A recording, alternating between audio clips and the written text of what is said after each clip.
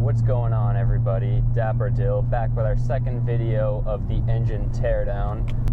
If you didn't watch the first episode, go ahead, watch that.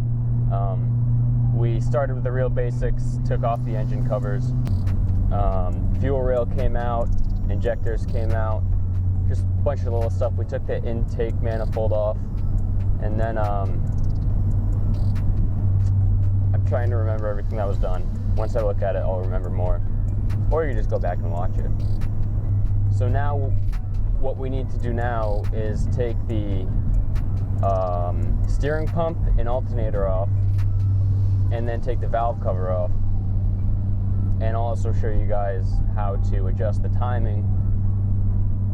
We time, I don't know if it's necessary or not, because we're just pulling everything apart. But if you need to know it for your own car, then you'll get to see how it's done. So far, I've put together a list about $3,500, not including the turbo, that this build is going to cost, and that covers the forged pistons, forged rods, all the gaskets I would need that would need to be replaced, keeping the Volvo, the R manifolds, not upgrading those at this time.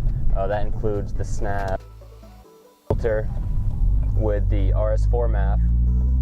I have a large front mount. I have a bunch of other supporting mods already. Also includes new radiator hoses, reservoirs for the power steering and the coolant, and turbo coolant lines.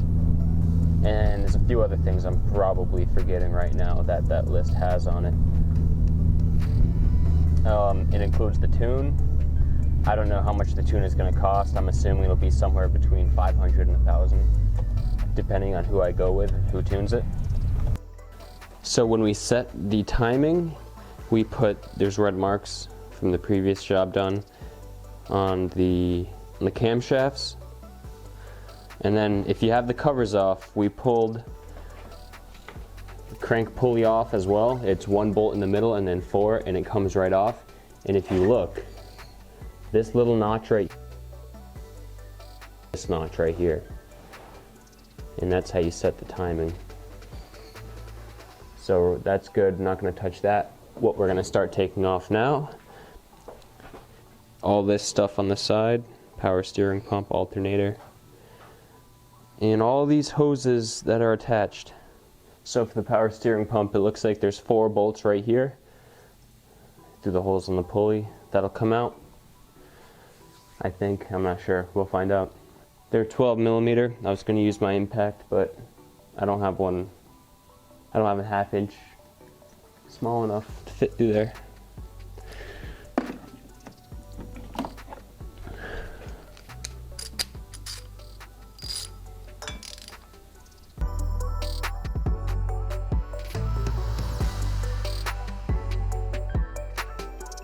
I don't know if we're gonna get power steering fluid everywhere either.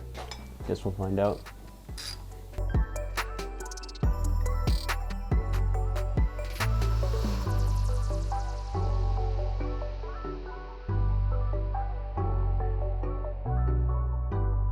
Yep, there it is, starting to drip down. Guess it was pretty much empty. So if you could see, we only need to take 3 of the bolts out. One of them is just for this protective piece. 3 bolts right here come out, and then it pops right off as long as there's no hose connected to it. It looks like we have to get the oil pump off next at the bottom right here, and then we can take the alternator out. And that looks like 2 bolts at the very bottom. 2 bolts on top of it. And we'll see what others from there.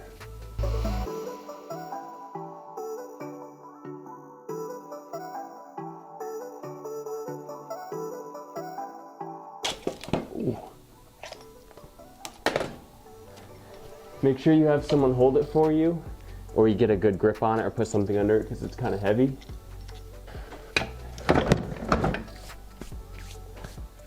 Now we can go ahead and take the alternator out. Just looks like 1 more bolt right here.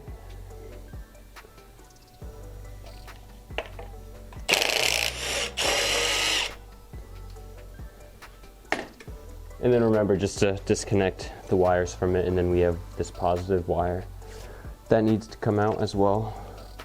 This positive wire nuts at 13 millimeter. Now we won't be reusing any of the wires on it right now. They're all junk, old. I don't want to use the wires on my R either, but wiring harnesses are very delicate when we pull them off my 2.5 engine. Now this big plate right here, I'm not sure what it's called. We're gonna take that off too. That's a 13? No? Oh, it's a 12, I had a 10 on.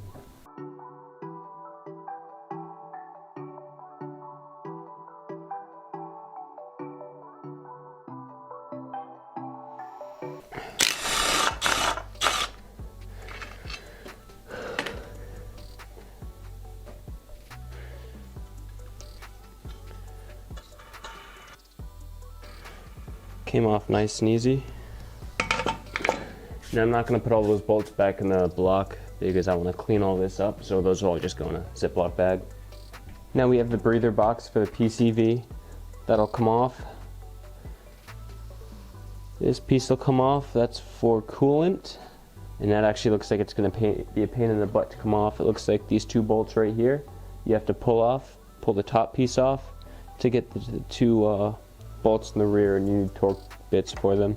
But right now we'll just take the PCV breather box off and all the hoses attached to it. Breather box is just 10 millimeters. Now I'm honestly not sure when we swap everything over what PCV breather system I'm gonna have to use. I don't know if the R1 is compatible with this block, but we'll find out when we get there. Or I'll do a little more research on it so it's not a surprise. The hose is stuck on, so I'm just trying to pry it off with a flathead. There's probably better ways to do this, but I don't have a lot of tools. Oh, that's... I'm glad I put the oil pan down right there because it all just went right into it. From looking at the PCV, it's all pretty clean, not really junked up. Banjo bolt isn't clogged. The guy took pretty good care of the engine, so we'll get all these wires off. Get the knock sensors off. I don't think we'll be reusing this knock sensor, especially because I just bought it. It is Bosch, but this one's a Bosch knock sensor. These should just slide. These two pieces. Yep.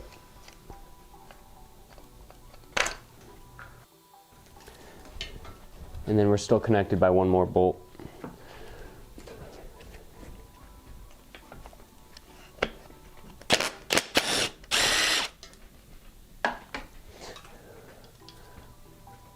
Now we have this mess of wires that we're not going to use.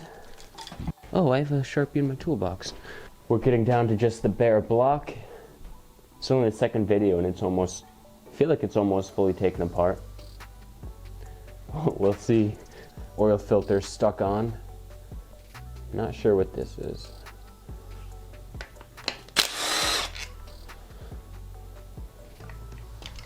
It's just a plastic bracket to hold some wires in place. So the other side is looking. Get all these hoses off. We'll get the oil cooler off. That should all come off fairly easy.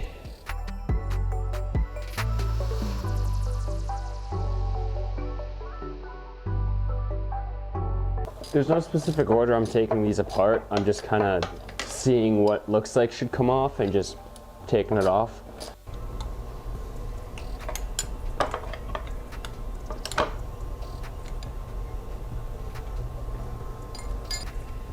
Instead of doing all that, I think their extension is going to fit right in. I should have known that from the start.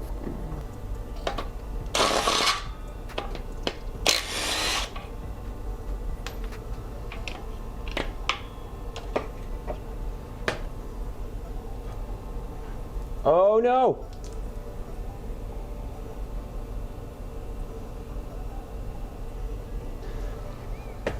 More fuel all over my toolbox. Well, I guess it doesn't want to drip anymore now.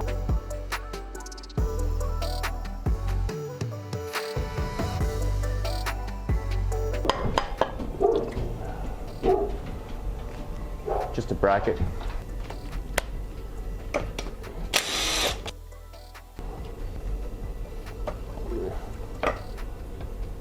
Another banjo bolt.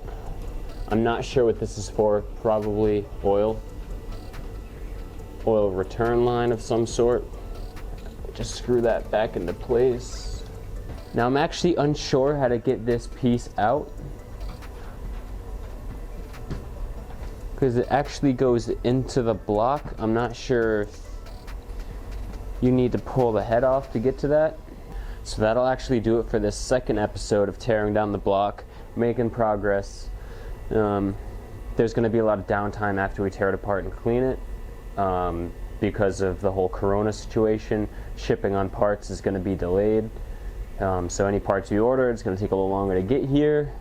So in the meantime, try to find something Volvo related to do.